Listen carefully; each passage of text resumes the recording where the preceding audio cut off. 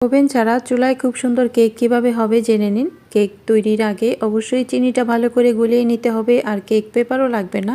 বাচ্চাদের লেখা খাতার কাগজ দিয়েই কেক পেপারের মতো বিছিয়ে নিলেই হয়ে যায়, কারণ কেকটা যেন তলায় লেগে না যায় সেজন্যই আমরা কেক পেপার দিই। তো যে কোনো কাগজ দিলেও হবে, পেপার দিলেও কিন্তু হয়। আর কেকের ভিতরে এরকম মসৃণ থাকবে যদি ভিতরে বাবলস না থাকে, তাই কেক বেক করার আগে ভালো করে টেপ করে বাবলসগুলো ভেঙে দিতে হবে।